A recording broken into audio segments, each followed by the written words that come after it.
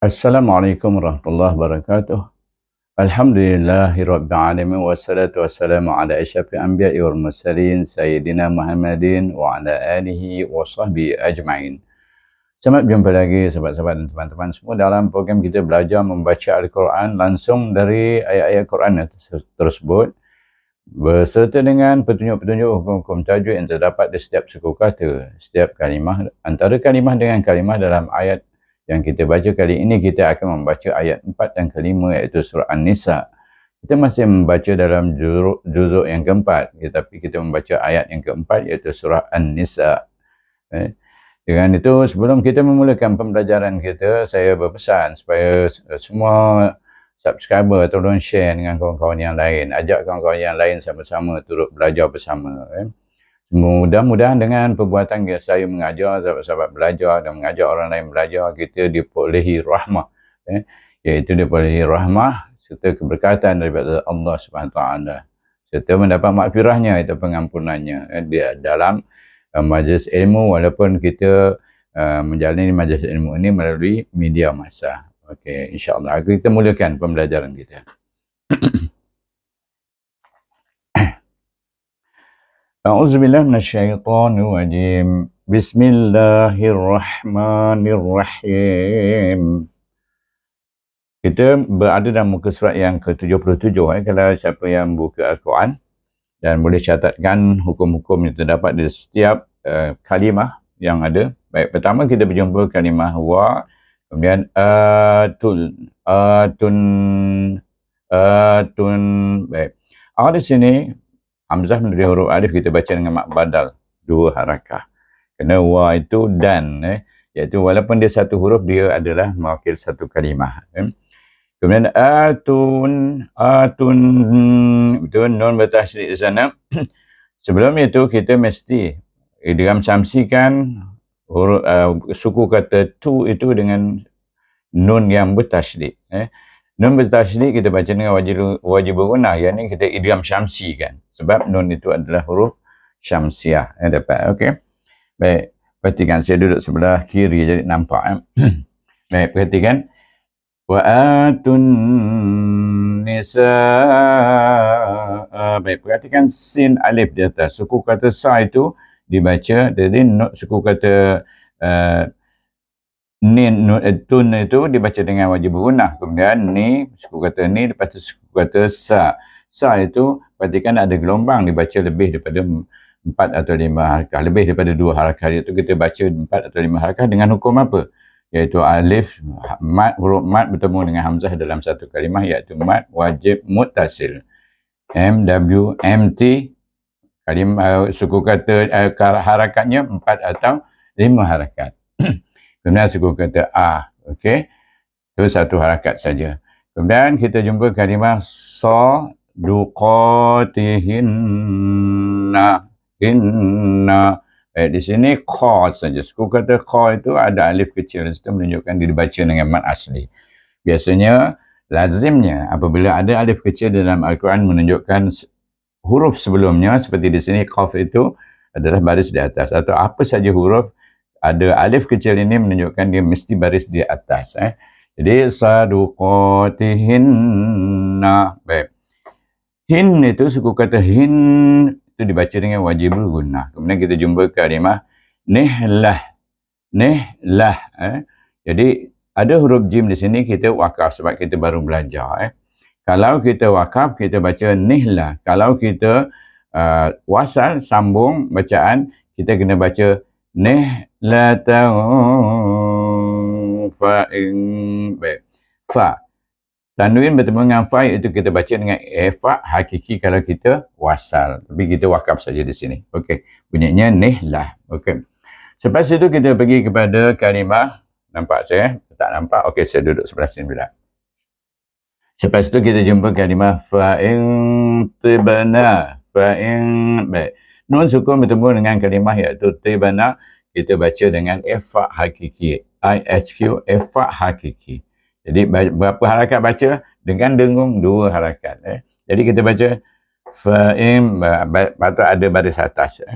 Fa'in, okey. Tertinggal baris atas, kalau menulis macam itulah. Biasanya akan tertinggal lah Okey. Fa in tibna, jadi baca dengan fa hakiki dua harakat, lepas tu tibna, ba adalah huruf qalqalah. Jadi apabila mati kita baca dengan qalqalah apa? Di tengah kalimah baca dengan qalqalah sughra. Jadi bunyinya tibna. Jadi lantunannya daripada bibir itu perlahan, dia masrah bibir ba itu, iaitu dia adalah huruf qalqalah. Dan kita perhatikan bahawa kita gunakan dia qalqalah sughra. Dia sendirilah. Kalau kita sebut dengan betul mahraj ba itu, dia akan jadi ba yang mati. Tibana, iaitu dia ada qalqalah sughra, tetapi perlahan saja qalqalahnya. Lepas tu kita jumpa lakum, mim mati. Hukum mim mati ialah izhar syafawi. Sehubung dengan ringkasan ISY. Izhar syafawi. Sya. Kemudian kita jumpa kalimah an, di situ nun sukun bertemu dengan shin, iaitu kita baca dengan fa hakiki kerana huruf shin adalah huruf fa. Bagaimana kita nak tentukan huruf fa? Saya bertanya dan saya jawabkan. Iaitu selain daripada huruf yang izhar, iaitu huruf halkum, izhar halki, selain daripada huruf idgham, iaitu idgham bila gunah ada dua, idgham ma'al gunah ada berapa? Ya, 3, 5. Kemudian iqlab. Jadi yang bakinya 15 itu adalah huruf fa, iaitu termasuk huruf shin di sini. Jadi bacanya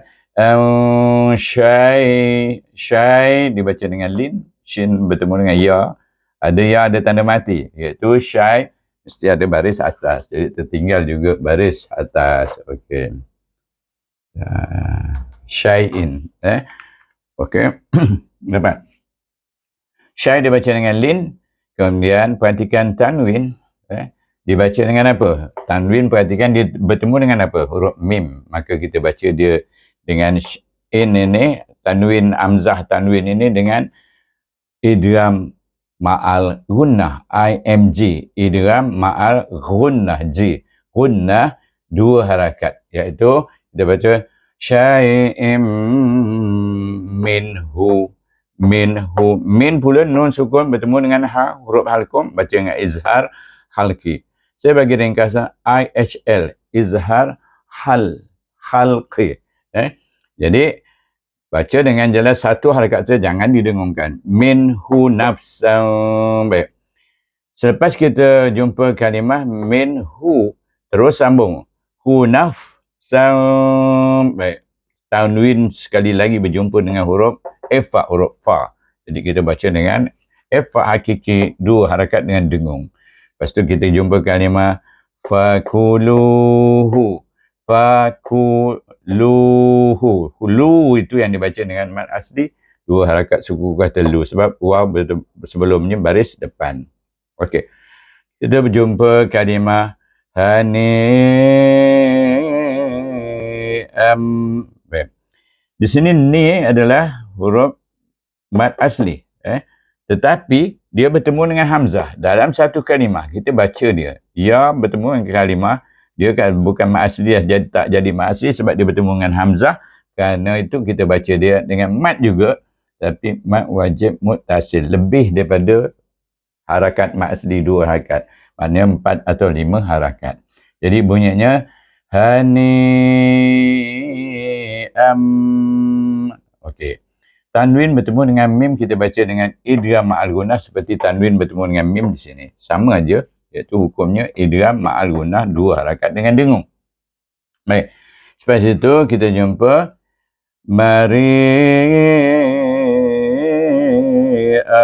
habis ayat yang keempat, iaitu kita wakaf di situ, dan perhatikan tanwin itu kita tukar dengan bacaan mad iwad, iaitu tukar daripada baris 2 jadi baris 1, jadi kita baca dua harakat, iaitu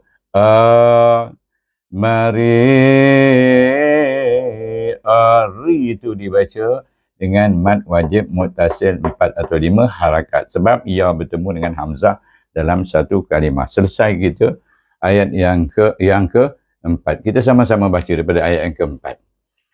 Jadi nanti kita tak payah baca lagi, sebab kita boleh lihat dia punya hukum-hukum di situ. Baca mengikut hukumnya. A'udzubillahi minasyaitonirrajim. Wa atun nisaa صدقاتهن نحلة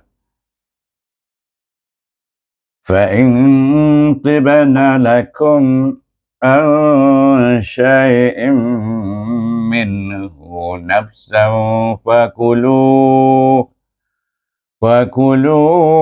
هنيئا mari'a. Okay, selesai kita baca, iaitu kita membaca ayat yang keempat surah An-Nisa. Okey, baik, kita pergi sambung surah yang keempat. Lihat pula surah yang keempat. Kita bermula dengan kalimah wala, iaitu la. Suku kata la itu dibaca dengan mad asli kerana sebelum alif ada baris di atas lam itu. Jadi kita baca mad asli 2 harakat.